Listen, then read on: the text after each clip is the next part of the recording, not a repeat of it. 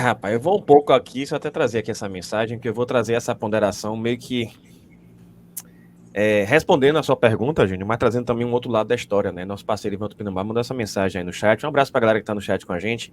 Eu nem acredito a derrota de ontem é tomada de decisões erradas de Ceni, mas a falta de opções que aumentasse o leque de possíveis decisões. Por que eu tô trazendo isso? É para começar a trazer essa resposta. E o que eu vejo, sinceramente, né? E a gente às vezes tem que fazer esse exercício de analisar o jogo abstraindo o resultado final. Por que eu tô perguntando, por que eu tô ponderando isso? Porque se o Bahia tivesse ganhado lá no Rio e aqui, ninguém acharia um absurdo, sabe? Se o Bahia tivesse ganhado do Botafogo e ganhado ontem do Flamengo, não acharia nenhum absurdo. Seria até natural.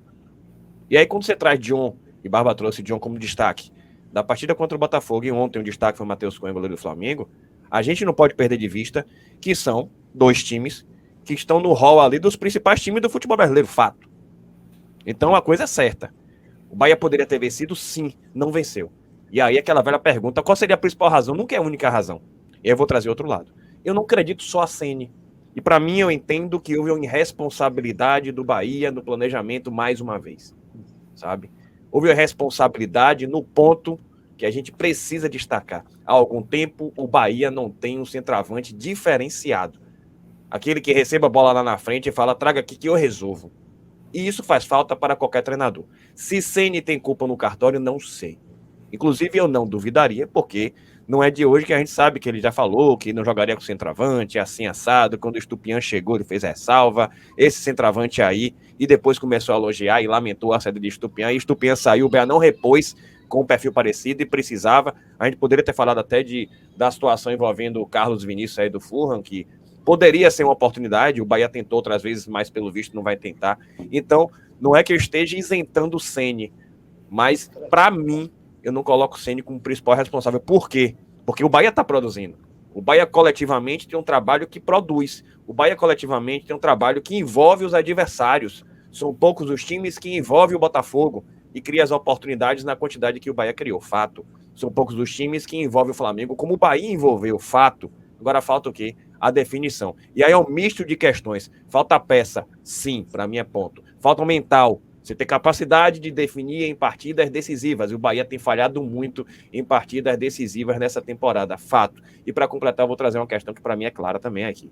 O Bahia não tem não só o mental nessa definição, mas para mim também falta um tal do refino, falta um tal ali do detalhe final, daquela qualidade fina, daquele poder de definição. Todo time que quer subir um pouco de patamar precisa ter jogador diferenciado no ataque. Não existe esse time que consiga definir e consiga vencer. Pode vencer às vezes? Pode. O Bahia venceu, sabe? Porque tá ali no bufo-bufo, criando oportunidade. E o Bahia, inclusive, é bom que se diga, Datafoot trouxe isso. É o time que mais cria oportunidades limpas de gol dentre os 20 do futebol brasileiro. E é um fato também.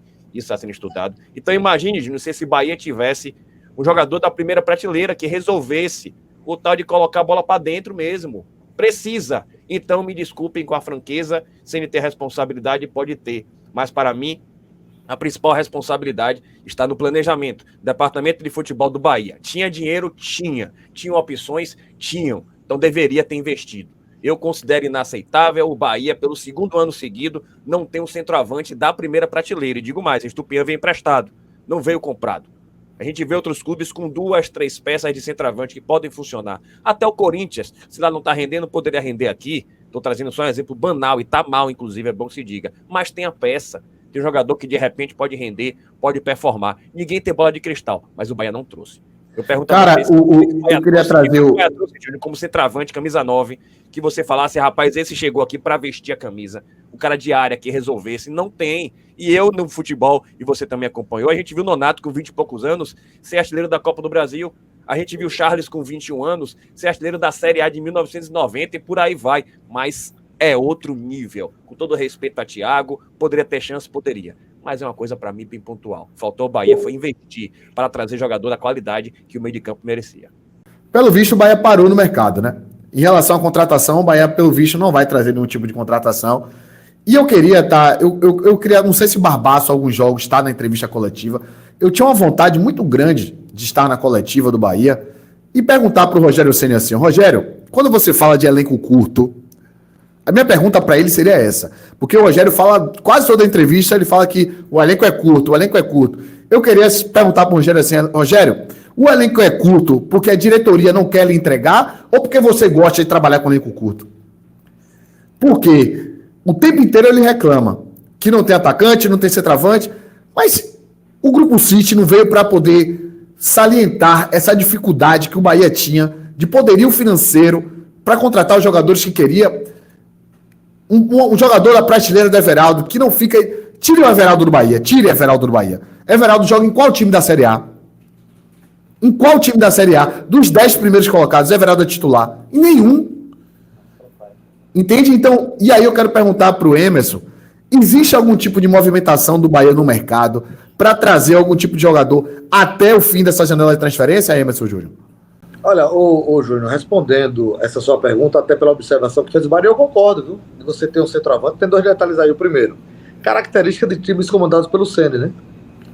E outra, se nessa condição, com essa característica, faltando uma semana para o fechamento da janela, fatalmente já teria vazado o nome, né?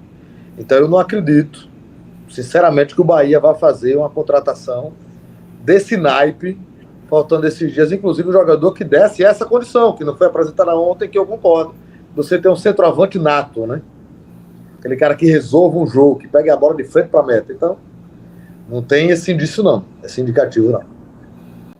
E aí você pega uma análise básica, né? E eu trago para vocês um exemplo, né? Vamos lá, quem é o líder do campeonato? É o Fortaleza, né? O Luceiro e o Pochettino jogam entre os 10 primeiros clubes da Série A, Barba?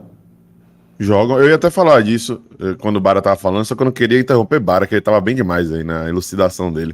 Mas se o Bahia tem um Luceiro da vida, era outro campeonato. Pronto. Aí eu pergunto pro Bara. Segundo colocado é o Botafogo. Os titulares são Luiz Henrique e agora o Igor Jesus. Joga entre os 10 times da Série A, Barba? Ou Bara? Ele ainda tem Júnior Santos lesionado e tem Tiquinho no banco, pelo amor de Deus. Pronto. Emerson Júnior, o ataque, Flaco Lopes e Estevão. Joga entre os 10 clubes da Série A? Com certeza. Rony, até Rony aí, joga no bolo também. Rony, aí eu pergunto pra vocês, pra bancada, Tassiano e Everaldo jogam entre os 10 clubes da Série A? Não. É isso, cara. Pra mim é muito lógico. Quando você pensa em ter um planejamento entre ficar os 4 primeiros colocados, de ir pra Libertadores, você tem que ter time, no minimamente titular, que possam jogar entre os 5, 6 primeiros colocados. E Everaldo e Tassiano não é titular em nenhuma dessas equipes dos 10 primeiros colocados da Série A do Campeonato Brasileiro. Então, falta ainda o Bahia investir no seu setor ofensivo, porque o gol custa caro.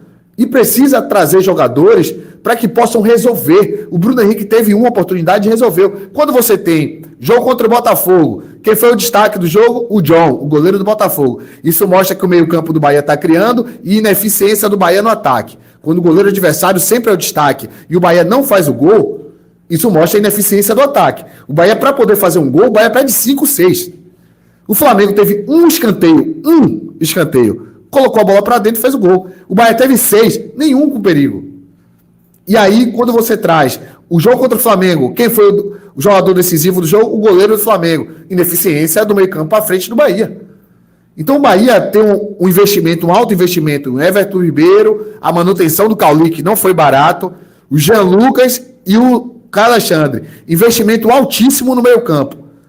Mas o Bahia trouxe quem para o ataque? Agora o Lúcio, que é uma aposta. Mas o Bahia trouxe quem no ataque no lugar para brigar com o Everaldo e Tassiano? E aí quando o Rogério Ceni, e aí eu concordo muito com o Rogério Ceni, quando o cara olha para o banco de reserva e o cara vê Iago Borducci, ontem ele viu, eu tô fudido.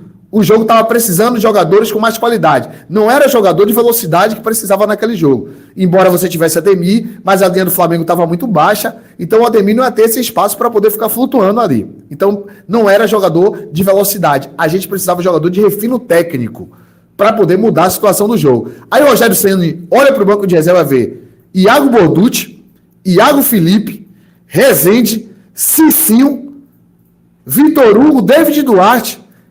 Quem vai mudar esse jogo, meu amigo? Me diga, Emerson Júnior, quem ia mudar esse jogo?